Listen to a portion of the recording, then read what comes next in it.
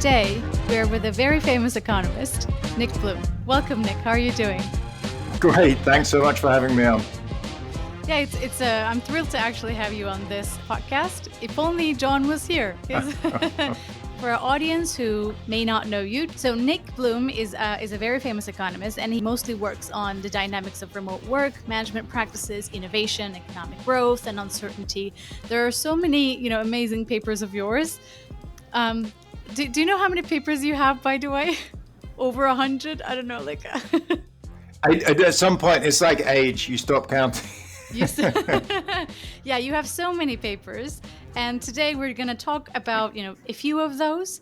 So we will talk about COVID today, work from home, productivity, Brexit. So it looks like, we will talk about different types of topics. But in general, in this podcast, we always talk about innovation, productivity, and diffusion. And I think that the essence of this, episode is going to be about those concepts. But before we go into these topics, or, before we go into research, there are papers, or people talk about, for example, who becomes an inventor, who becomes a scientist. So I'd like to start with more personal questions this time, because I want to know, if you allow me, how Nick Bloom became Nick Bloom.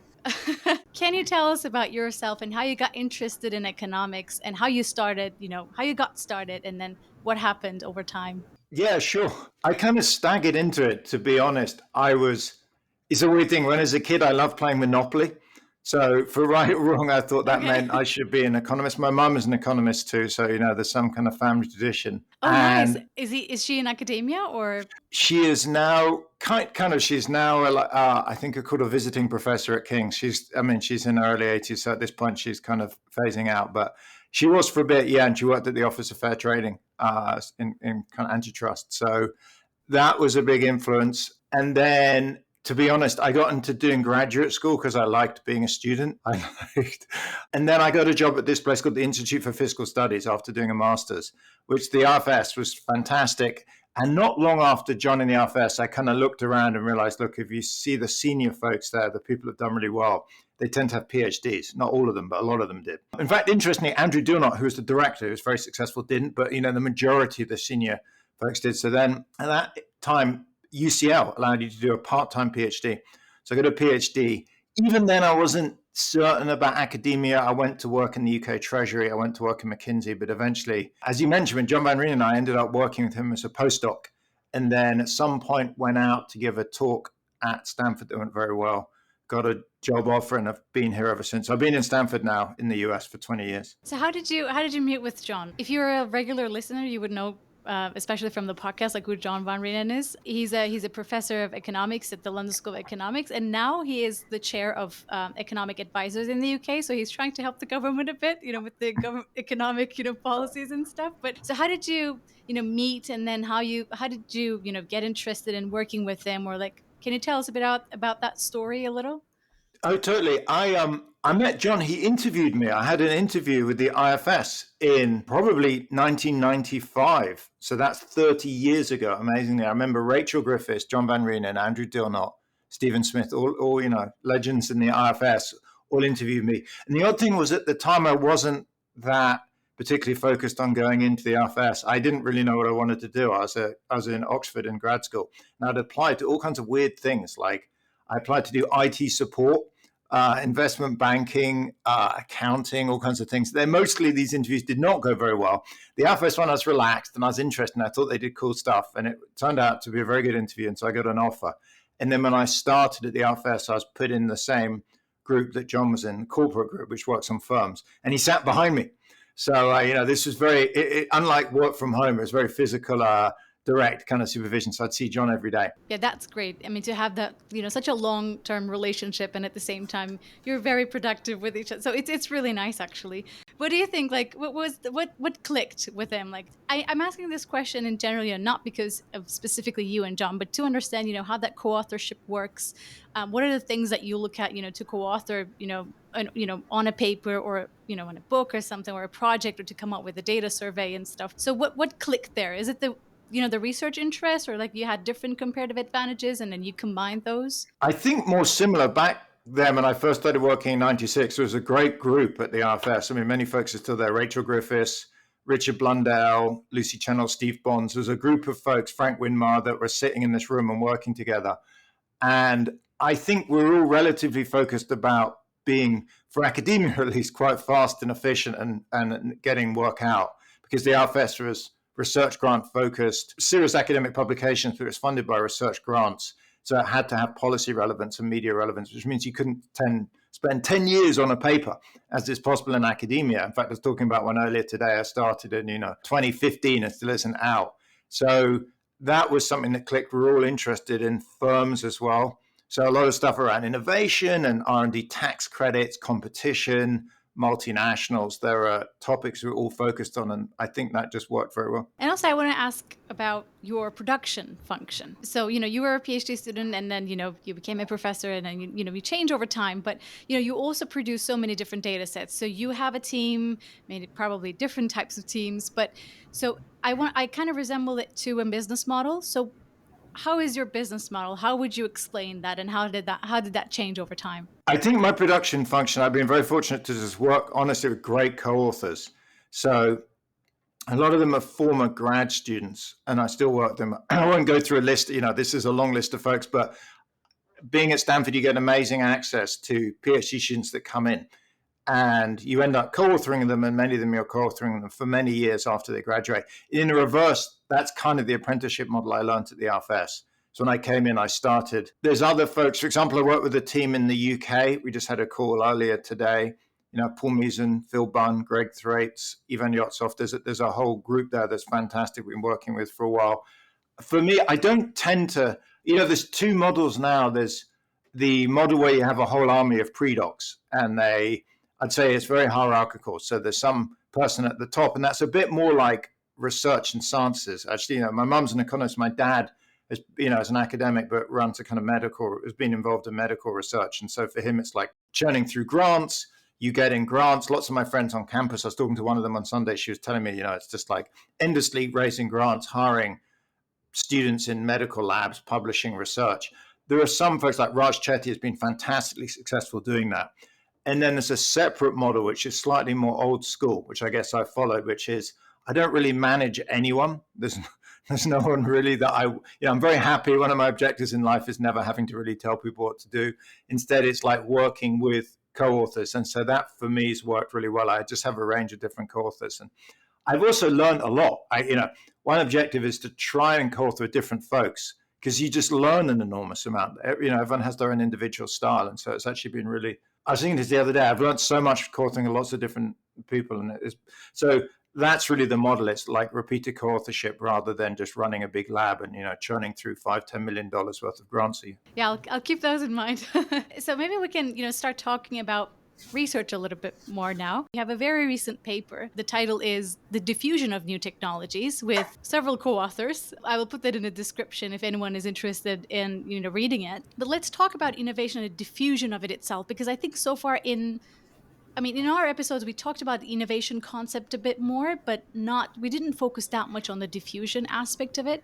So, the natural questions arise, like if innovation is concentrated in certain areas, how do they diffuse, whether it's fast, whether it's slow, and if slow, why slow? So can you tell us a bit about this paper, or maybe in general, the idea of diffusion of innovation and why it may be slow and why is it important? Great. So we used a range of text to data sources and looked at how we looked at really going back about 30 years, including using patents, earnings calls, Lightcast, which is job postings, Wikipedia is a good source of information. So I'll tell you kind of two or three stylized facts that are interesting.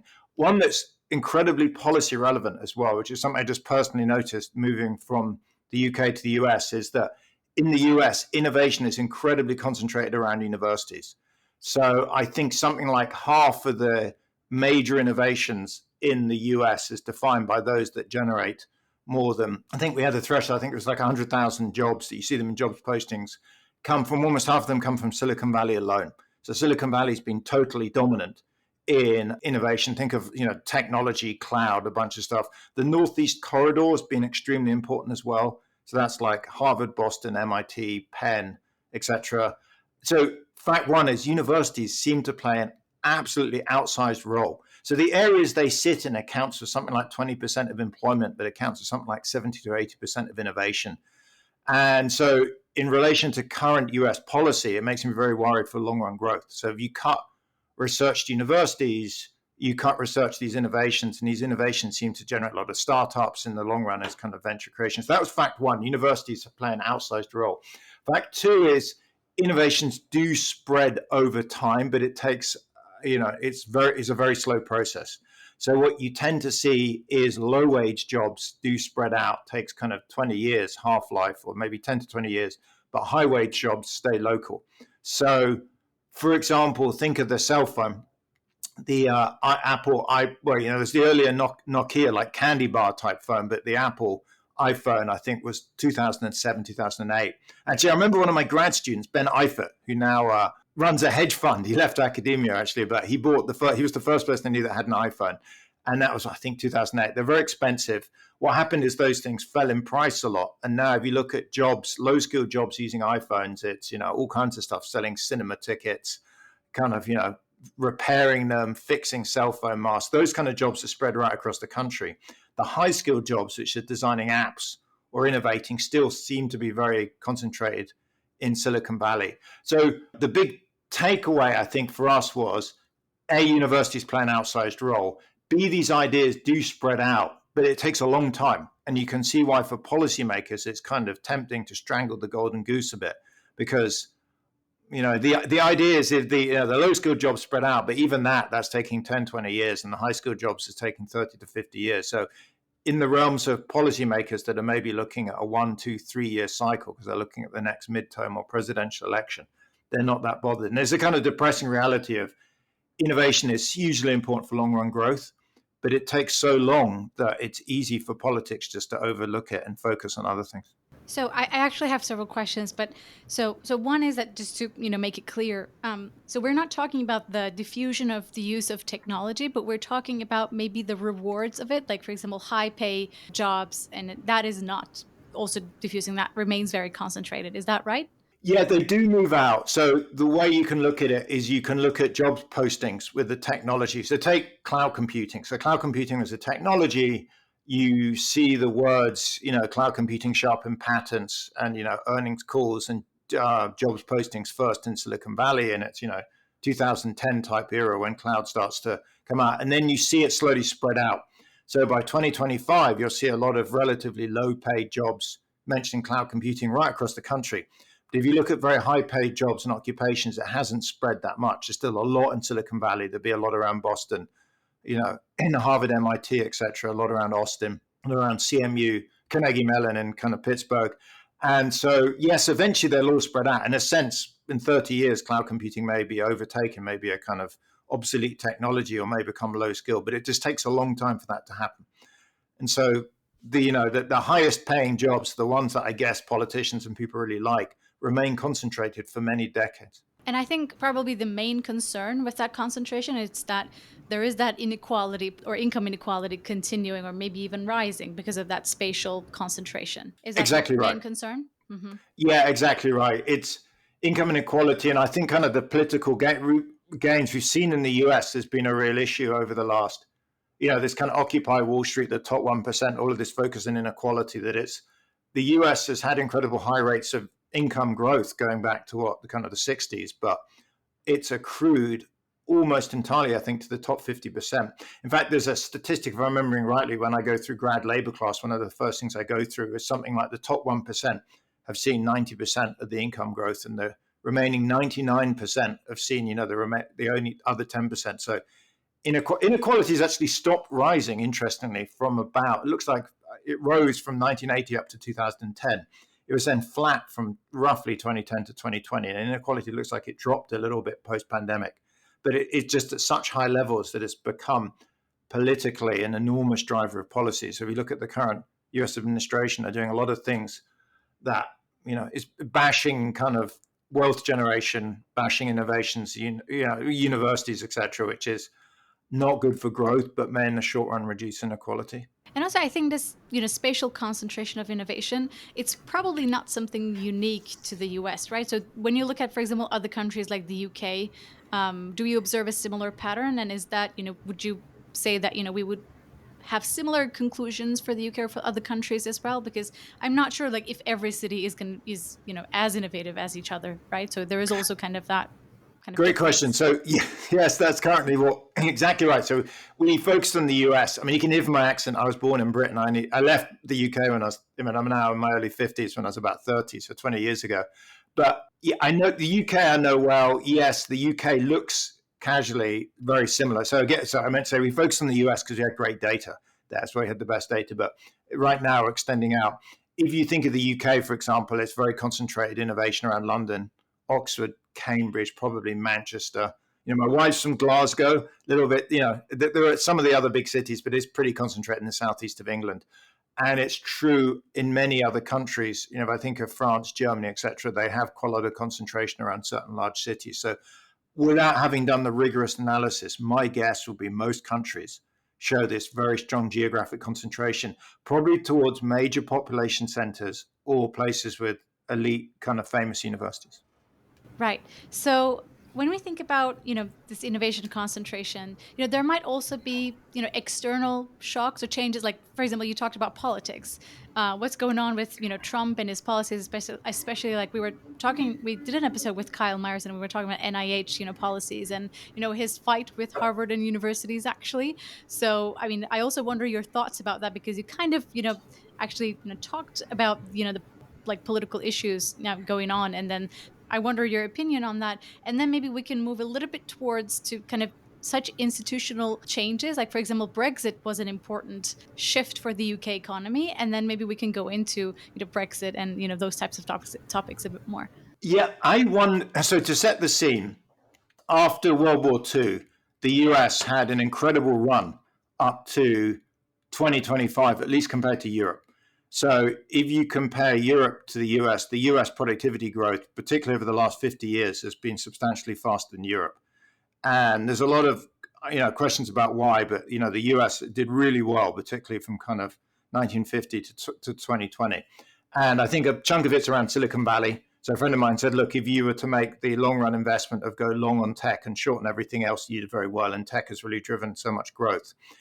My suspicion is that US dominance has now come to an end, because if you look at the current administration, it is very, it's really clamping down on universities. It's cutting back research funding, which drove a chunk of it. It's also clamping down on immigration, particularly high-skilled immigration. It's clamping down on trade. So my prediction would be if we look 20 years from now, we'll see 2025 as kind of a turning point where US growth drops. And I don't know that it falls enough that it falls below Europe. But yeah, I think 2020, much as World War II was one turning point, I think 2025 is going to be another turning point where US growth is going to drop. And it's not just population growth will clearly drop because we're reducing immigration, but I think also per capita GDP growth will also slow down, which means total US growth will slow quite a bit. So then you don't expect this to be kind of like a temporary change, but it will have long-lasting effects then, like on the US economy. Yeah, I think actually it's going to show up more long run than short run. So 10 years from now, it'll be much more evident, because if you cut back research, I was just looking at top universities in the US, roughly speaking, 10% of the undergrads are international, but something like 40% of the grads are international. If you look at famous Silicon Valley companies, they're at least 50%. I know living out here, I have, my kids, many friends, my kids' friends, parents, etc. They work in Google, Facebook, Apple, etc. All these famous companies and a bunch of startups. And there's probably roughly 50% non-US born. So if you restrict that flow of immigration, you're likely just to see slower growth of tech, less innovation, less startups. It probably isn't going to matter in 2026, 27, probably even 28. But if you're looking 10 years out, certainly 20 years out, it's going to have a real impact. One thing that worries me over is US debt, because the US has an enormous amount of debt. One of the plans to get out of it, of course, is to grow fast. And fast growth is a great way to get around high debt levels. Of course, if growth rates slow right down, that debt becomes a pretty crushing burden. I mean, I was talking with some co-authors the other day, and then they were like, in the UK there is also kind of this Brexit, and then there are also visa issues for especially masters and PhD students. Like bringing their families and is an issue. Now also there is in the US, there is such type of immigration, or especially when it comes high skilled workers, there is an issue. It's like, where are these people going to go? And we're like, okay, maybe we can go to Japan. So yeah, I mean, I don't know how people's behavior is going to change, because everyone is going to try to re-optimize, and okay, then I will not prefer this country and maybe this country. So it looks like it's an uncertain the period of time. I mean, since I kind of hinted towards Brexit a bit, and I know you have also produced data set called Decision Maker Panel, and that is about the UK economy, and you study the effects of Brexit on the UK economy. So and recently, I'm sure you were following, there are some attempts to kind of EU reset deal, like to kind of revitalize the UK EU relations, post Brexit. So maybe to kick things off, let's start with what was happening in the UK, after Brexit.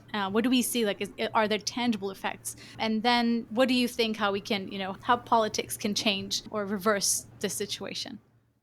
Absolutely. So I have a number of projects, based around the decision maker panel that's Bank of England, Nottingham, King's, Stanford. So to look at the effect of Brexit, there's two ways to do it. Turns out they give pretty similar numbers. One is kind of top down. So you take the UK and you compare it to the average of, or some weighted average of the rest of Europe, say the US, Canada, maybe other countries you think are similar. What you'd see is up until Brexit, so for 10 years before it, so 2006 to 2016, UK kind of matched the average. If anything, it was actually doing slightly better. So for people that are living in, Britain back then, it was kind of cool Britannia, rule Britannia. Britain was actually doing pretty well. Then what you see is a clear break in 2016, whereby the UK growth rate tends to now fall below the pack. And on some metrics, actually, there's something like 35, I think, other European countries, US, Canada in our data set. In some metrics, it actually goes to the bottom. It's the very worst country.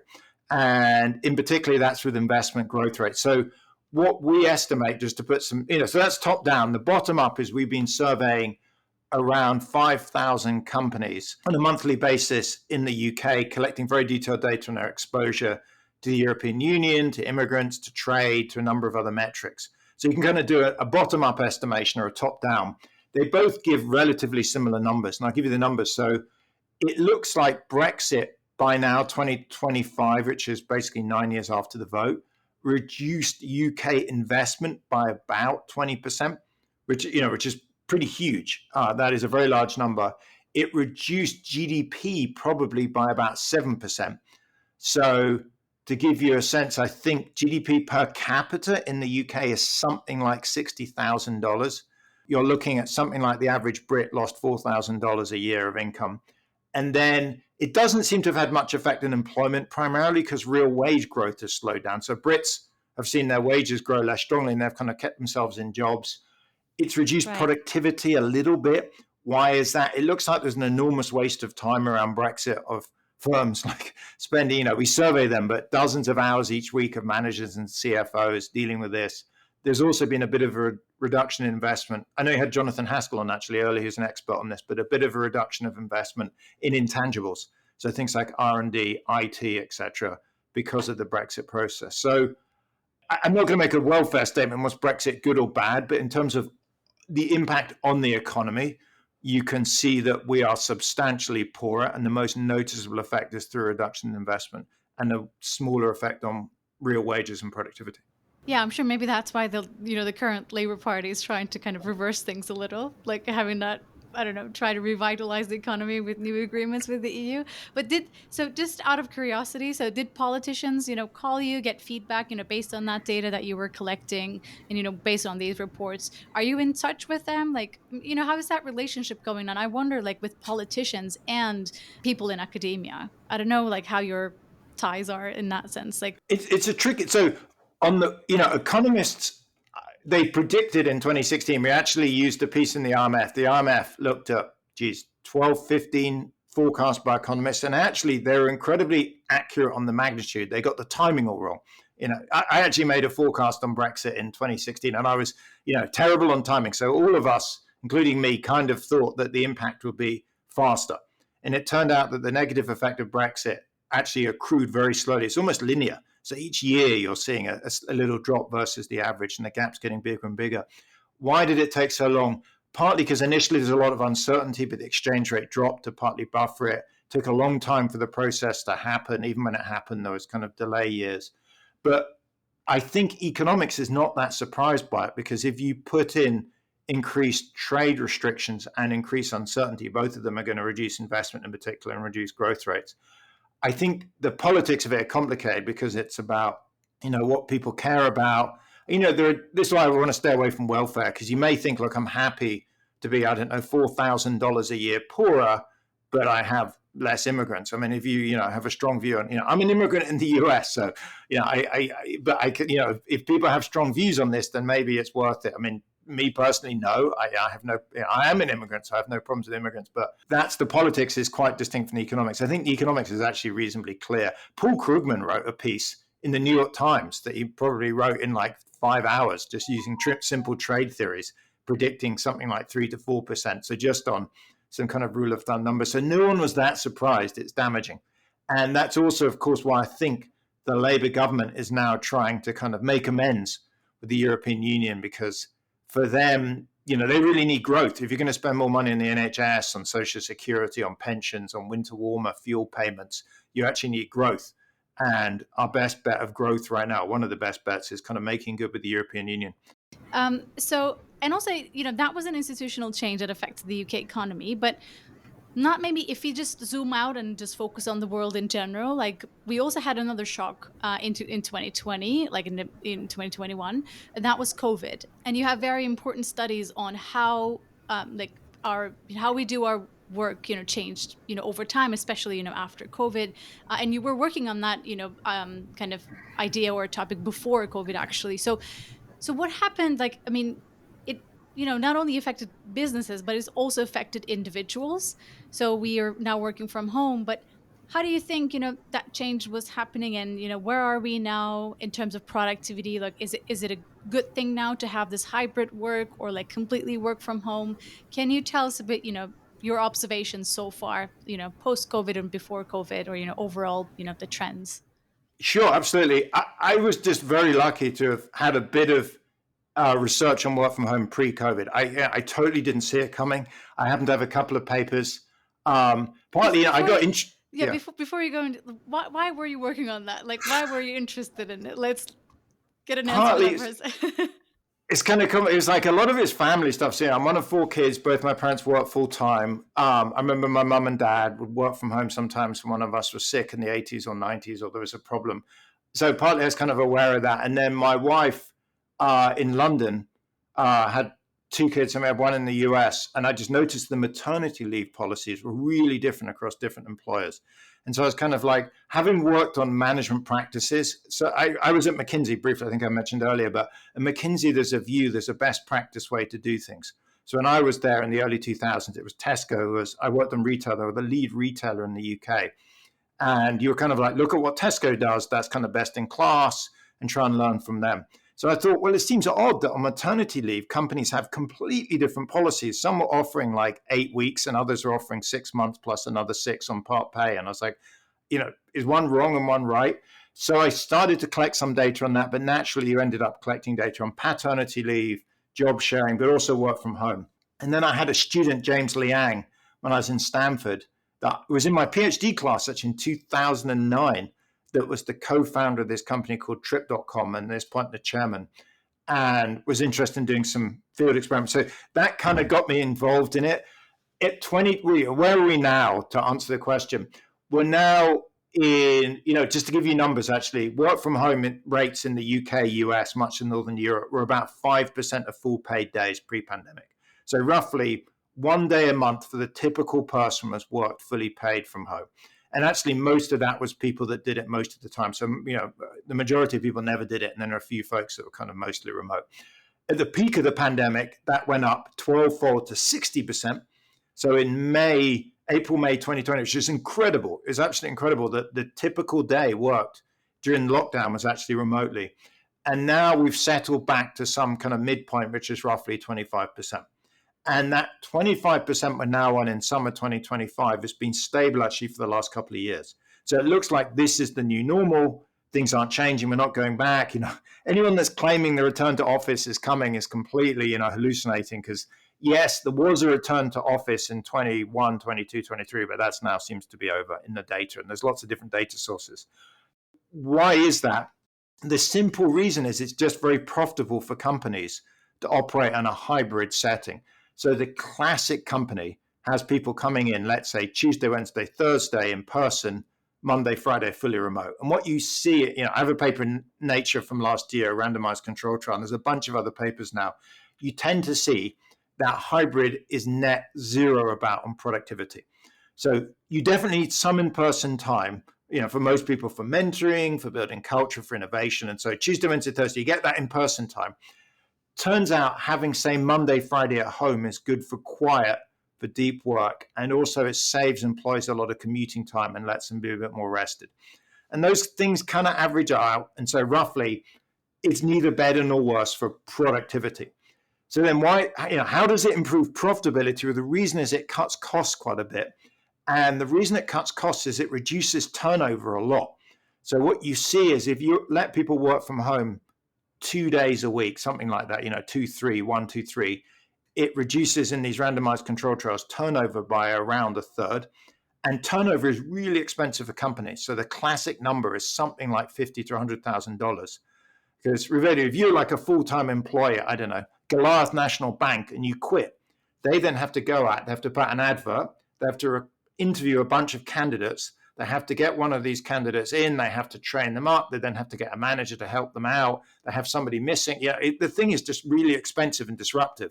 And numbers look at $50,000 to $100,000, a typical number. So if you're a business and you go to hybrid, what you find is there's no impact on productivity. So revenue is kind of untouched. But your costs, for example, for trip, were down tens of millions of dollars because you've reduced expensive turnover. As a result, it's hugely profitable. As a result, it's basically here to stay.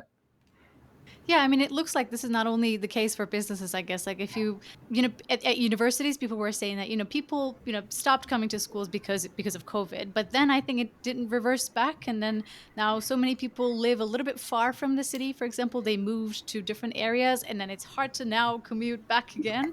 So in a sense, it is good because maybe at home, whenever you have time, you can work on, your projects and your papers. But at the same time, that also deprives you from that interaction. Which I think as academic people everyone prioritize, I think maybe. But yeah, I mean, I think that also changed a bit. I think everyone got affected at the end. Yeah. So undergrads are basically back fully in person. I mean, I'm in the office right now, and I'm actually, after we finish this, I'm going to have a PhD defense and then meet some undergrads, etc. So there is a bunch of activity that for universities is definitely best in person. But as academics, not everything. For example, I much prefer to read, do referees, reports, data work. So I'm kind of hybrid. I don't come in every day, actually, and that seems to be the new normal. And it's also the case for our staff. And what you find is when I've done a lot of policy stuff with various universities, is staff, and in fact, people in general value the ability to work from home 2-3 days a week about the same as a 5 to 10% pay increase. And if they're about as productive, but they value this thing enormously, you can see as an economist as a win-win. So yeah. I think it's here to say, but undergrads, you can't party from home. And you're right. My oldest 2 kids are undergrads, and I have 2 younger kids that are at school, and that's definitely best in person. Well, at least they, I don't have any hard data, but they prefer it in person. I believe the evidence is lockdowns were not good for education. Right. And how about your graduate students? For example, do you want them to come to, to the uni, I don't know, a few days a week, or do you allow them to work hybrid, or, do you have such a policy with your own, I don't know, students? Great. I have no control over my graduate students, never have, and I don't think never will. I mean, the funny thing is when I'm talking to companies, everyone can remember their day, pre-pandemic, companies were very kind of hierarchical around the idea of, like, you come in Monday to Friday, so you're going to be working 8 a.m. to 6 p.m. If you're working from home, what you see in the data is folks take a bit more time off during the day. Say, pick their kids up, go to the dentist, go for a run, but make it up more in the evening. And some people said, oh, this is terrible. The work-life boundaries are blurring. Generally, for students, they actually like the fact that they can, often that they can take a day or two off, go to the beach or, go to Yosemite or whatever, and in their pool like an all-nighter to make up for it. But yeah, the graduate students are research seminars, events, reading groups, that's all still in person. I don't think for Stanford it's really changed anything at all because mostly they live near campus. What it's changed stuff for is the staff and some faculty. So particularly staff, they now come in 2-3 days a week, depends on the group. For the university, that's actually a win-win because we can, as you mentioned, we can recruit from much further away. So Stanford sits right in the center of Silicon Valley. It's phenomenally expensive. It's eye-wateringly expensive to live around here. So if somebody can live an hour away because they're only, or an hour and a half coming in 2 days a week, that's actually a win-win because we can get better people for the money, and more folks can come work at Stanford. So that would be true in London, that'd be true in New York. What you see a lot is this what's called kind of a donut effect. People are living further away. They're moved out of city centers into the suburbs because they're hybrid. They can't live in Alaska or Mexico or Greece, but they can live out in the suburbs.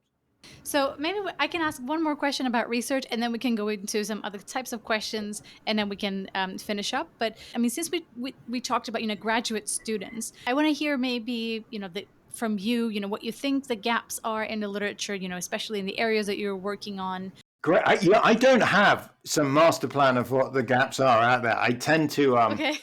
it's kind of like doing a long walk. You don't have in your mind the entire path. You just take step at a time and you get there. I can tell you more definitive what I'm working on, I guess. So I'm definitely collecting a lot of data on things to do with work from home. In fact, right now we just put out something in the MBR working paper on a company in Turkey, actually, interestingly, whereby they went fully remote. It was a call center called Tempo. It's really interesting. They went fully remote during the pandemic and it actually worked really well for them. Productivity was up. So call centers are like classic activities whereby when you manage folks, you're not watching them. You're recording what's coming down their headset. So productivity is up. So the call center is very happy with that productivity being increased and it doesn't have to pay for its officers. But the other thing's kind of intriguing is their recruitment of non-standard employees went up a lot. So as soon as people can be fully remote, they saw far more employees that were married women living out in rural areas that previously wouldn't have commuted into the city centers to take these jobs. Previously, it was a lot of younger men. And so that, it's a classic study. We happen to have this sample. And what you see is when you go to fully remote, you can get a more diverse set of employees, folks that may not have commuted out or for various household restrictions wouldn't work. I'm working a lot on uncertainty. Uncertainties on various metrics relatively high now. It's been driven by both wars in the Middle East and Russia, Ukraine, also a lot by politics in the US, some of the kind of frictions with China. So that's really an ongoing research topic. And then you mentioned some stuff in innovation. I think it's really interesting. In fact, now it's really kicked the topic up because of the rapid, looks like pretty drastic cutback in funding to higher education research in the US. There's a big question of how much this matters. And, one view is, look, let businesses innovate. We know in the US in the 80s, 2/3 of R&D was funded by the government, 1/3 was funded by business. Now that's reversed. So 45 years later, it's now 2/3 by business, 1/3 by government. And one view is maybe government should just pull out of the research business altogether. Why not let business pay for it? And I think the most obvious answer is, look, in R&D, business tends to want to do more the D bit, the development to get products out. They don't tend to want to do the blue skies research. And that often is what generates longer run growth. But, that's still an ongoing research program. Very nice. And I mean, and also just to, let our audience know, if you go to Nick Bloom's website, you would see a lot of, data sets, just as you mentioned, like about uncertainty indices or, data sets related to, for example, like the UK economy. So you produce so many data sets, which is great. So let's switch to some other kinds of a little bit more. Really, that's one thing I picked up over the years. I think Raj Chetty is like the absolute ninja at this, but if you have a paper, 25 years ago, people would write papers and they'd often do what I'd call the Gollum strategy, which is they'd disappear into the mountain with their data set and refuse to let anyone else use it. So you'd publish the paper, Gollum. But like the Gollum, I don't know if you know from Lord of the Rings, it was like my precious. I know. And that would be like their data set. No one's getting my data set. No, because I'm going to write 3 more papers. And of course they never would. And so the paper would be published, but it would have, 111 sites 7 years later because people can't, not sure what to make of it. Raj Chetty has push this a lot. I kind of have a kind of milder version of it, which is ideally when you publish a paper, you put the data out there. I mean, it's obviously good for replication, but you also update it. So it doesn't seem that obvious, but it's kind of like I have a paper come out in the JP recently, and we updated the data, and we just said, here's how the results look now, and we put it out in public. And it reminds me a little bit actually of rock bands. So if you think of, Coldplay just came and gave 2 concerts in Stanford over this weekend. And they have a new band, but most people want to see the favorites. They want to see A Sky Full of Stars and these kind of songs. And so apparently they mostly play the favorites, but they have some new numbers too. It's kind of like that as an academic. People want to see you update your classics and, update the data so they can build on it. So my advice for anyone, particularly grad students, if you have a paper, put the data out there. And even after it's published, every other year, update it. Because what happens is 10 years from now, it still has a live data set. Instead, if you don't update it 10 years from now, the data kind of seems pretty obsolete. Oh, okay. I think that's a great goal, actually. I mean, I'll keep that in mind. Whoever is interested in that advice, I mean, they could keep that in mind as well. But yeah, thank you very much. So I was thinking, I generally ask this question to everyone, but like, if you couldn't be an economist, what would you be in a parallel universe? Well, I'd love to, it's funny. I'd love to have been, maybe a professional football player. I'm terrible. Oh, nice. Okay. And I've busted my knee so many times, but I do enjoy, Do you in still terms play?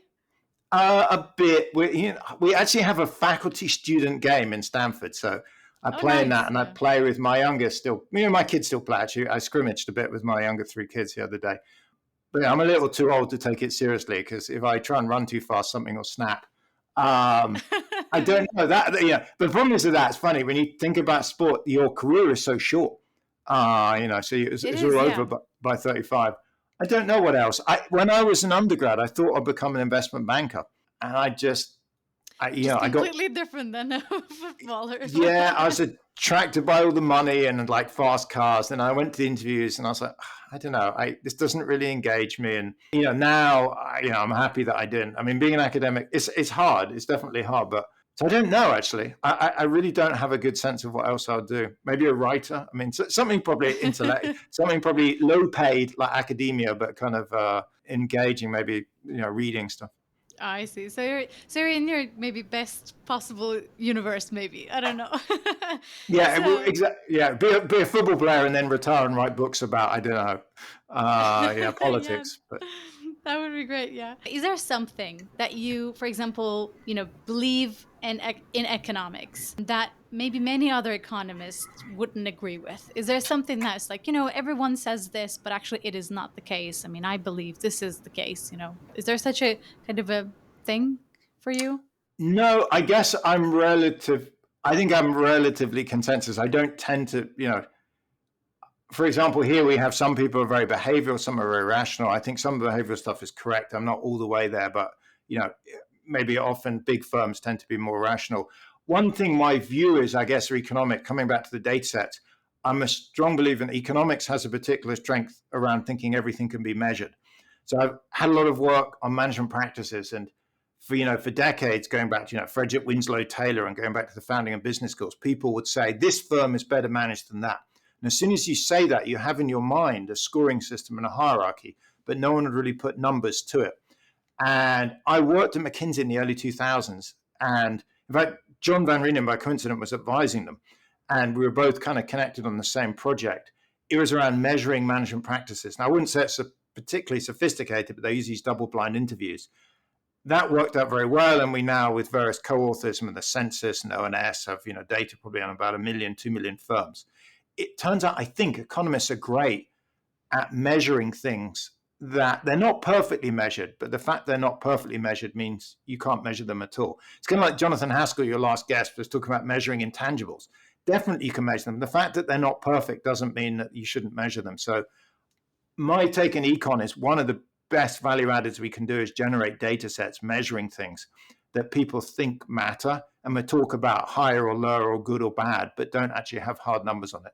And we come up with numbers, and of course they're imperfect, and people criticize them and say, well, you've missed that. And you're like, okay, that's good, but here's version 2.0. We've now tried to improve upon it. A few more questions, and so I mean, in all these talk shows and stuff, like there's this never have I ever kind of section.